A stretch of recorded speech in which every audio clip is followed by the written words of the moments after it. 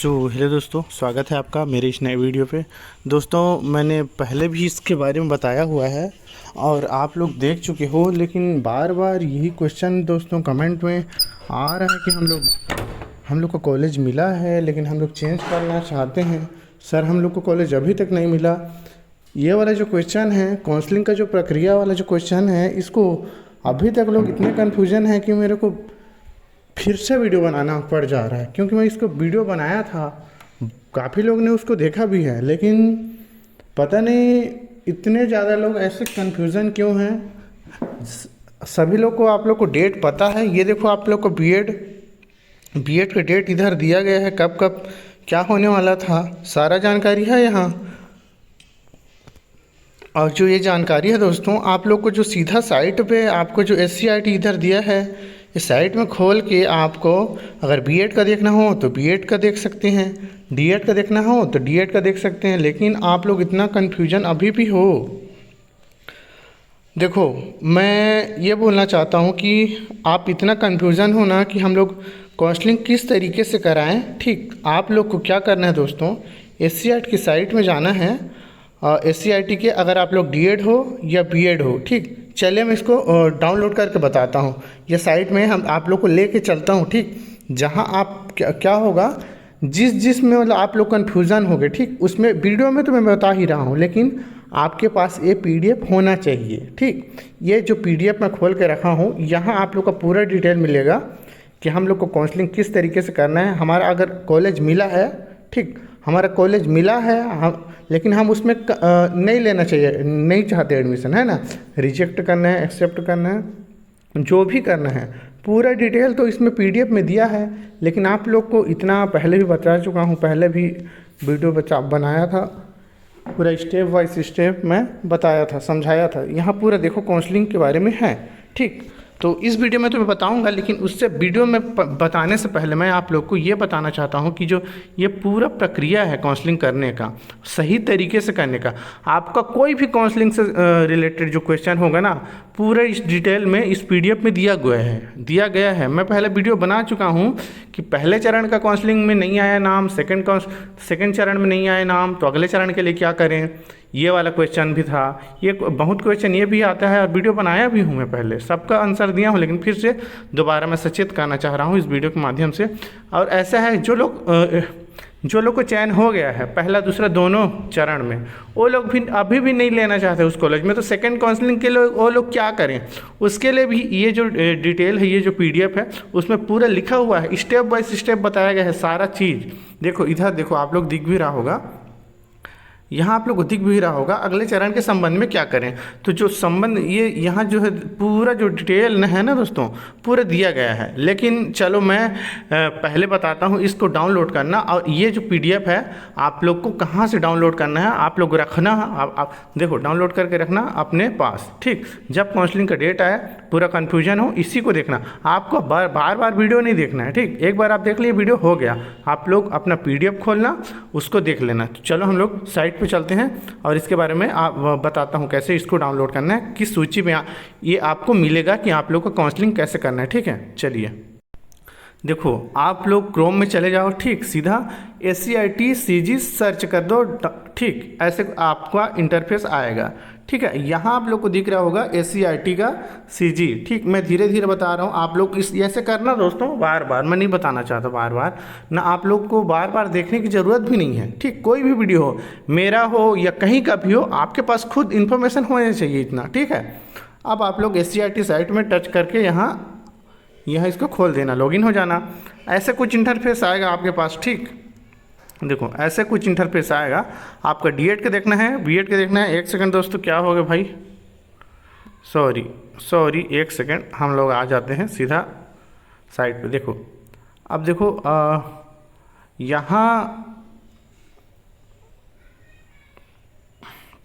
यहाँ देखिए, आप लोग को देखो बीएड और डीएलएड का यहाँ आप लोग को दिख रहा हो। यहाँ देखो आप लोग डीएड बीएड का कुछ यहाँ इंटरफेस दिख रहा हो, ठीक है। आपको डीएड में जाना है, डीएड में टच करना है, बीएड के बारे में जानकारी चाहिए तो बीएड के बारे में जानकारी, ठीक। अब देखो दोनों में से अब हम लोग जैसे यहाँ बीएड का डीएलएड का खोल लेते हैं, ठीक है। या टच कर दिए, एक सेकंड हो नहीं रहा है, यहाँ बीएड का कर दिए, बीएड को टच करें, अब बीएड के बारे में इन्फॉर्मेशन यहाँ आ जाएगा, ऐसे पूरा आएगा। ठीक, तो आप लोग को अब मैं बता रहा हूँ वैसे करना है। ठीक, यहाँ वाला को पूरा कट कर देना है, यहाँ नहीं सोचना है, इन दोनों को नहीं सोचना है। ठीक, यहाँ ऊपर में देखो द्विवर्षीय बीएड पाठ्यक्रम में प्रवेश हेतु ऑनलाइन आवंटन कार्यक्रम 2024 विस्तृत जानकारी। देखो विस्तृत सूचना, बस आपका कहीं नहीं, सारा का सारा खेल जो है इसी में है। तो इसको हम लोग को टच करना है। डाउनलोड हो चुका है मेरे में। ठीक, अब इसको अगर फिर से अगेन डाउनलोड कर रहा हूँ, चलो अगेन कर लेते हैं। ठीक, पूरा यहाँ ऊपर में हो रहा है, आप लोग का दिख रहा होगा, यहाँ देखो, यहाँ अब हो गया। अब इसको हम लोग खोल लेते हैं। ठीक, यहाँ डॉक्यूमेंट में खोल लिया। ठीक, अब जो मैं खोला था पहले वही पीडीएफ खुल गया। अब देखो यहाँ हम लोग को जो बीएड के अभ्यर्थी हैं, सारा काउंसलिंग डीएड में भी सेम रहेगा। ठीक है दोस्तों, कोई दिक्कत वाली बात नहीं है, डीएड में भी सेम है। डीएड का बस यहाँ डीएड लिखाएगा, बीएड का बीएड। अभी काउंसलिंग का पूरा जो है, अभी हमारा नेक्स्ट काउंसलिंग होना है। देखो 8 तारीख को हम लोग का जो है इसका रिक्त सीटों की जानकारी देना है ना। यहाँ 30 से 7 अभी एडमिशन चल रहा होगा, 8 को जो है आप लोग को वेट करना है। तो 8 का जानकारी है। ठीक, 8 को हम लोग को जानकारी दिया जाएगा कितने सीट बचे, फिर नेक्स्ट काउंसलिंग 10 से 14 तक होना है। तो ये तो आप लोग को पता ही है। चलो हम लोग देखेंगे। अब इसी पीडीएफ के नीचे में जाना है, यहाँ आप लोग का जैसे बीएड पाठ्यक्रम में प्रवेश के लिए पात्रता, तो यहाँ देखो पात्रता के बारे में ये सारा चीज़ हम लोग जान रहे हैं। ठीक, जरूरी नहीं है अभी हम इसको नहीं जानना है। ठीक, इसको हम लोग जान लिए हैं। अब ऑनलाइन पंजीयन दस्तावेज जानकारी आवश्यक, देखो ये दस्तावेज जरूरी है। देखो आप लोग को क्या क्या चाहिए, यहाँ उसके बारे में पूरा दिया गया है। बीएड परीक्षा 2024 अंकसूची इंटरनेट काफ़ी भी मान्य है। ठीक, तो ये सब दिया है। जन्मतिथि हेतु 10वीं 12वीं की अंकसूची का, ये सारा चीज़ आप लोग को पढ़ लेना है। ठीक, वैसे इसका हम लोग को ज़रूरत नहीं है, फिर भी आप लोग जो भी कन्फ्यूजन हो ना, पूरा प्रक्रिया का, काउंसलिंग का, उसका पूरा जो डिटेल है, आराम से धीरे धीरे ऊपर से नीचे तक पढ़ोगे, पूरा का पूरा डाउट क्लियर हो जाएगा। ठीक है आप लोग का। अब देखो यहाँ क्रोम वगैरह सब चीज़ बता गया है कि कैसे ऑनलाइन काउंसलिंग करें, तो सारा चीज़ धीरे धीरे यहाँ बताया गया है। ठीक, अब देखो ऑनलाइन रजिस्ट्रेशन के लिए आपको निम्न चरण, तो पूरा चरण दिया गया है। ठीक, इसको आप लोग पढ़ के कर सकते हो।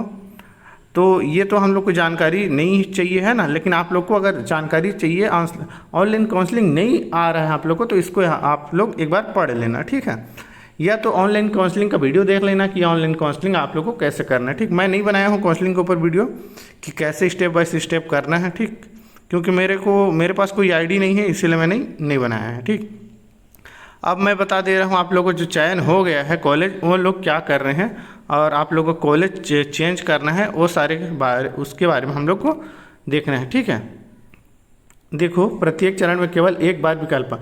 अब देखो मेन चीज़ जो हमारा आता है इसी वीडियो को, दोस्तों इसी को सेम टू सेम मैं पहले भी बता चुका हूँ, लेकिन इतने सारे कमेंट, भाई उस वीडियो को देखो नहीं आप लोग। उस वीडियो को आप लोग को देखना चाहिए, आप लोग वीडियो को देखते नहीं हो दोस्तों, और फिर से वीडियो बनाना पड़ जा रहा है। ठीक, तो देखो यहाँ देखो प्रत्येक चरण में केवल एक बार विकल्प फॉर्म भरा जा सकता है। जैसे दो चरण होता है हमारा, 1 2 2 है ना, first counselling, second counselling, first counselling हो गया, एक बार फॉर्म भरना था, एक बार भरे, एक बार फॉर्म भरने के बाद पहला चरण का लिस्ट और दूसरा चरण का, मतलब पहले चरण का दूसरा लिस्ट आएगा, इसमें भी एक बार ही फॉर्म भरने हैं हम लोग को, और एक बार फॉर्म में पहला लिस्ट और दूसरा लिस्ट ऐसे जारी होगा। ठीक, इसका दूसरा लिस्ट हो गया है, इसका लास्ट वो आने वाला है क्या, सीट, जानकारी सीट, और इसका जो है 10 तारीख को होने वाला है, यही बताया गया है पूरा। अब देखो यदि अभ्यर्थी आवंटित महाविद्यालय में प्रवेश नहीं लेना चाहता, देखो दोस्तों वो जो मैं बोल रहा हूँ ना, आप लोग को कन्फ्यूजन पूरा यहाँ दिया गया है, आप लोग पढ़ते नहीं हो ना। यहाँ देखो यदि अभ्यर्थी आवंटित महाविद्यालय में प्रवेश नहीं लेना चाहता, तो एक बार अपने लॉगिन में जाकर स्वयं अपना चयन निरस्त कर सकते हैं। क्या करना है, रिजेक्ट करना है। ठीक, अगर उसको नहीं लेना है आप लोग को, तो रिजेक्ट कर चुके हैं बहुत लोग, है ना। तो ये सेकंड काउंसलिंग में भी सेम टू सेम यही नियम लागू होने वाला है। ऐसे अभ्यर्थी के आवेदन को अगले सूची के लिए अभ्यर्थी द्वारा अन्य विकल्प के साथ आवंटित के लिए विचार किया जाएगा। मतलब कि ये बोल रहे हैं दोस्तों कि अगर अब पहला काउंसलिंग में आप लोग समझ गए होंगे, सेकंड काउंसलिंग बता रहा हूँ। सेकंड काउंसलिंग में अगर आप लोग का नाम आता है, ठीक, आप लोग उस कॉलेज को नहीं लेना चाहते, तो आप लोग उसको खुद लॉगिन होकर उसको रिजेक्ट करना पड़ेगा। ठीक, उसके बाद आप लोग को या तो प्रेफरेंस ठीक। उसके बाद क्या करोगे, आप लोग प्रेफरेंस नहीं चेंज करोगे तो स्वतः ही वो जो है सूची जो है आवंटन के देखो आप विचार किया जाएगा। यह सुविधा केवल एक बार प्राप्त होगा। देखो तो अगर रिजेक्ट करने वाला जो ऑप्शन होगा ना दोस्तों, एक बार ही आपको करना पड़ेगा। ठीक, इसमें अभ्यर्थी को कोई शुल्क नहीं देना पड़ेगा। देखो एक बार कर लिए ना, जैसे एक बार रिजेक्ट करे तो वो ऑटोमेटिक जो है वो नेक्स्ट जो लिस्ट के लिए वो आपका जो नाम आ जाएगा, नेक्स्ट सूची के लिए आप लोग को नाम आ जाएगा बोल रहे हैं। ठीक है, और इसमें कोई शुल्क देना नहीं पड़ेगा। परंतु दूसरी बार अभ्यर्थी को यह सुविधा नहीं होगी, मतलब दूसरी बार जो है सुविधा जो है ये नहीं होगी।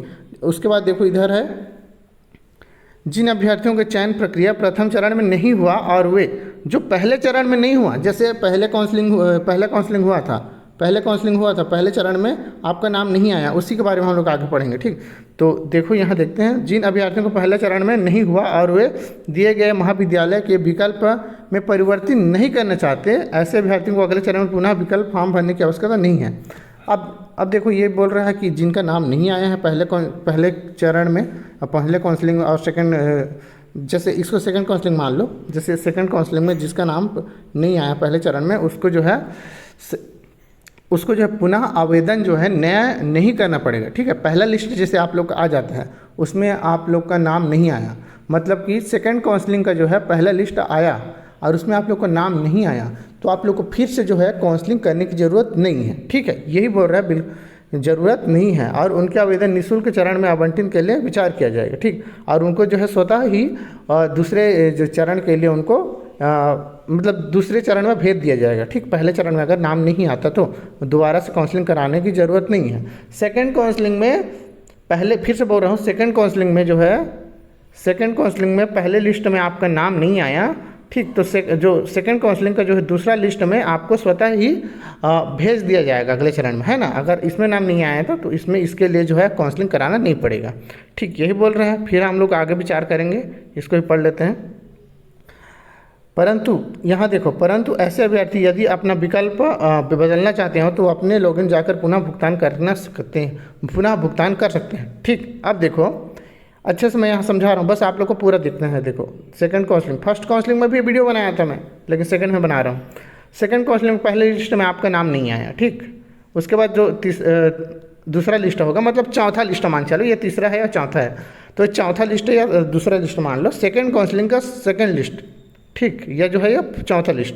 अब देखो इस लिस्ट में आप लोग का जो है, इस लिस्ट में आप लोग को नाम नहीं आ रहा है, तो इसके अगर इसमें आप लोग जो है कॉलेज को प्रेफरेंस बदलना चाहोगे, जैसे 1 2 3 अलग अलग करे हो, है ना, इसमें आप लोग को नाम नहीं आया, तो फिर से अगर अपना जो कॉलेज है चेंज करना चाहते हो, जैसे 5वां को पहला, 6वां को दूसरा, 7वां को, ऐसे करके आप लोग को 20 से 30 कॉलेज पूरा भरना है।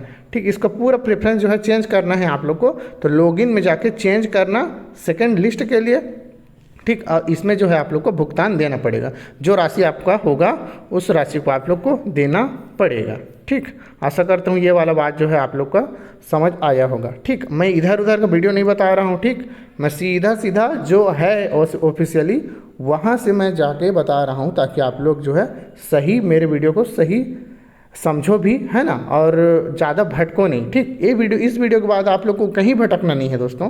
ठीक, बस इस पीडीएफ को आप लोग को डाउनलोड करना है। ठीक, अब देखो और इधर और देखो, यदि अभ्यर्थी अपना आवंटन चयन निरस्त कर दिए गए महाविद्यालय का विकल्प को परिवर्तन करना चाहता है या महाविद्यालय का विकल्प बढ़ाना चाहता है, तो वह अगले चरण में पुनः फॉर्म अपने लॉगिन में जाकर शुल्क के साथ जमा करेंगे। देखो क्या बोल रहा है, आवंटन सूची निरस्त कर दिया, अगर निरस्त कर दिया गया है, ठीक, मतलब जो पहला काउंसलिंग हुआ उसमें दोनों लिस्ट में वो लोग नाम आया, ठीक, निरस्त कर दी नाम, और अगले नाम आया और वो लोग एडमिशन नहीं लिए, तो जो है अगले चरण के लिए वो जो है सेकंड काउंसलिंग के लिए, मतलब सेकंड काउंसलिंग समझ जाओ, अगले चरण के लिए अपना फॉर्म फिर से भरो और शुल्क जमा करो। ठीक, यदि किसी अभ्यर्थी में पुनः आवंटन फॉर्म लॉगिन शुल्क के साथ जमा किया, वही इच्छा है दोस्तों, यदि किसी अभ्यर्थी का चयन प्रथम चरण में द्वितीय सूची में हुआ था और उसने प्रवेश नहीं लिया, देखो अच्छे से यहाँ समझना, यहाँ मैं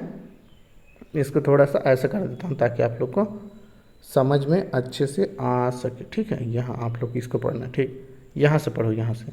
ठीक, देखो, यदि किसी अभ्यर्थी का चयन प्रथम सूची देखो प्रथम सूची, प्रथम चरण पहले काउंसलिंग के द्वितीय सूची में हुआ था।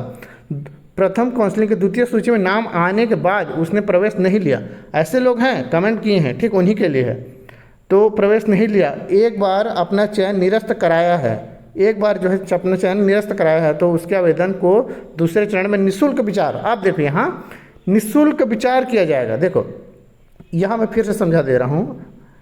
पहला काउंसलिंग हुआ, ठीक, पहला काउंसलिंग हुआ, पहले काउंसलिंग में नाम आया होगा, दूसरे काउंसलिंग में, ठीक, जो इसमें बोल रहा पहले में नाम नहीं आया, दूसरे में अगर नाम आया और इसको वो नहीं लिया, निरस्त किया, ठीक, क्या प्रथम चरण द्वितीय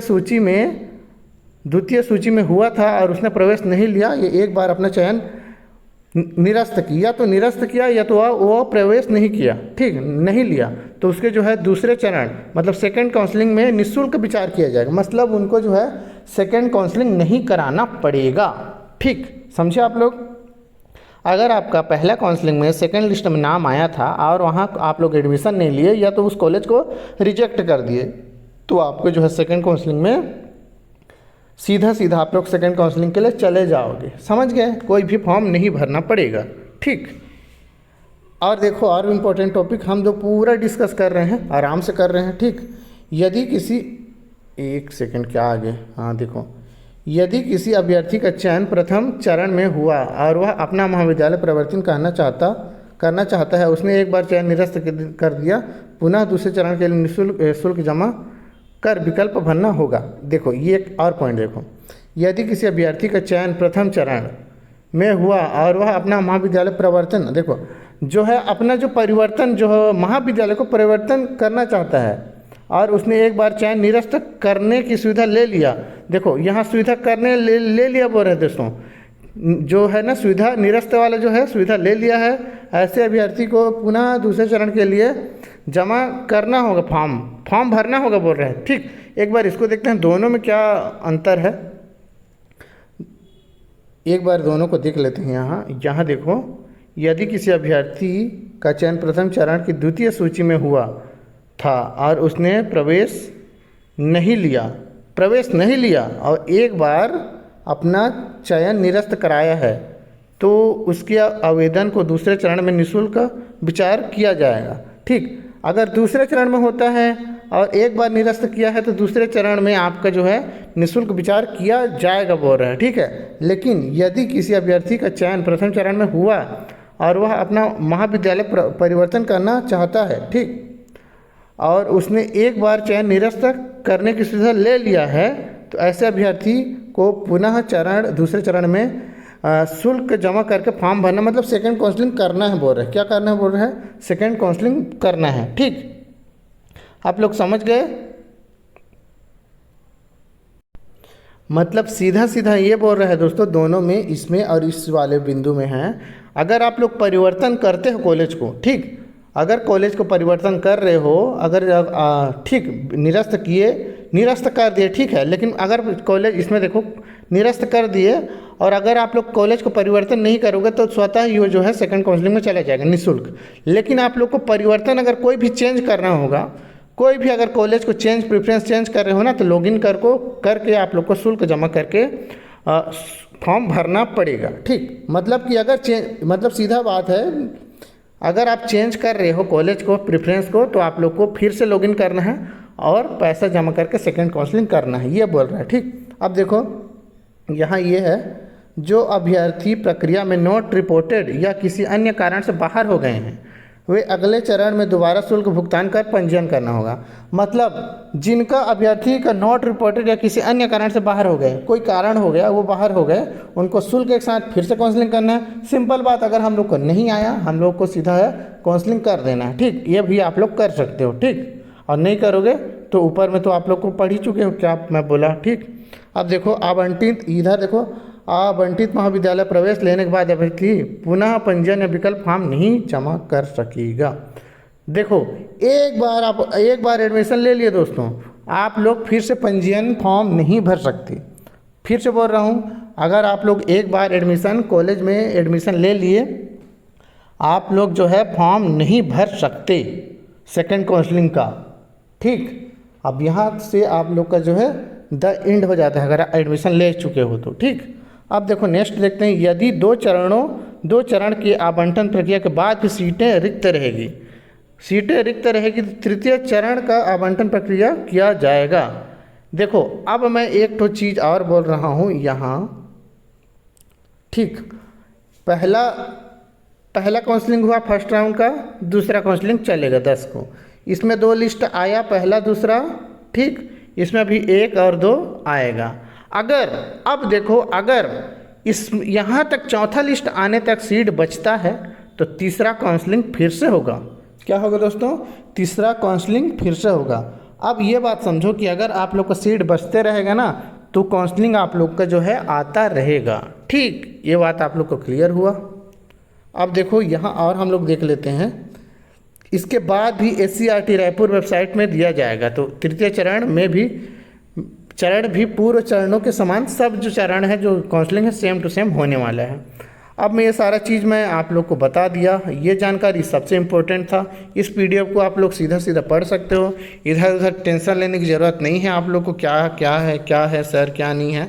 आप लोग बहुत सारा वीडियो देखते रहते हो, मैं वीडियो बना चुका था उसी को देख को आप लोग को क्लियर हो जाना था, लेकिन आप लोग हुए नहीं, तो फिर से मैं आज वीडियो बना रहा हूँ। और एक बार मैं कहना चाहता हूँ दोस्तों, मैं DED BED या जो CGTT है ना, या टेट है, टीचिंग से रिलेटेड जो भी जानकारी होता है वहाँ से मैं वीडियो बनाता हूँ, ठीक है। और मैं टेट के लिए, टेट के लिए अपना जो चैनल में है ना, शॉर्ट वीडियो मतलब ट्रिक के माध्यम से आप लोग को इम्पोर्टेंट टॉपिक कराता हूँ, MCQ कराता हूँ, PYQ कराता हूँ, जहाँ से आप लोग टेट की तैयारी कर सकते हैं। मैंने टेट से स्ट्रैटेजी बनाया हुआ है दोस्तों। अगर आप 2 नंबर 3 नंबर या हर बार फेल हो रहे हो तो इतना शॉर्ट ट्रिक, इतना आसान तरीके से मैं बताया हूँ दोस्तों, 100% गारंटी है दोस्तों। वहाँ से अगर आप लोग उस स्ट्रैटेजी को ना अगर फॉलो करोगे, आप लोग को गारंटी देता हूँ आप लोग को जो पास हो जाओगे, चाहे कोई भी कैटेगरी रहे। बस एक बार जो मेरे चैनल में विजिट करो, वहाँ मैं चैनल प्लेलिस्ट बनाया हूँ, टेट देखना, टेट के लिए ट्रिक एंड टिप्स दिया गया है। वहाँ आप लोग जितना भी वीडियो है उसको आप लोग देख लेना, वहाँ आप लोग को इतना हेल्प मिलेगा दोस्तों। आप लोग अगर फेल हो रहे हो, रुक रहे हो ना कुछ नंबरों से, 10 नंबर से, 5 नंबर से, 1 नंबर से, या आप लोग का 89 आ रहा है, ठीक, 90, आप लोग को पूरा स्ट्रैटेजी बताया गया है दोस्तों, हिंदी CTP हर विषय के लिए। और मैं पूरा एग्ज़ाम तक जो है आप लोग का हेल्प करता रहूँगा, और मैं इसके लिए पूरा प्रयासरत हूँ, ठीक है। और मैं कोशिश करूँगा आप लोग का पूरा मदद करने के लिए। आप लोग कमेंट में करना, अगर टेट की कैसे तैयारी करना है, पूरा वीडियो बनाया गया है, आप लोग देखो, समझो और उस पर काम करो। इधर उधर वीडियो देखने की ज़रूरत नहीं रहती, ठीक। मैं पहले भी अपने वीडियो में बताया हूँ, एक बार आप लोग वीडियो को देखोगे तब आप लोग को समझ आएगा, ठीक। मैं बहुत सारे ट्रिक बताया हूँ। अगर आप लोग का इंग्लिश में नंबर नहीं आ रहा है, लैंग्वेज आप लोग को बिल्कुल भी नहीं आता, फिर भी मैं मेरे वीडियो में प्लेलिस्ट में बताया गया है आप लोग कैसे नंबर ला सकते हो, ठीक है। इसी के साथ मैं वीडियो ऑफ कर रहा हूँ, ठीक है। फिर से मैं आज PYQ कराऊंगा टेट वालों के लिए, तो आप लोग ज़रूर देखो, ठीक। वहाँ हम लोग कैसे सॉल्व कर सकते हैं, नेगेटिव पॉजिटिव कैसे क्वेश्चन सॉल्व करते हैं टेट के लिए, पूरा जानकारी उसमें आप लोग को समझ जाएगा, है ना, दिया जाएगा, और आप लोग उसके माध्यम से अच्छे से अच्छे नंबर ला सकोगे।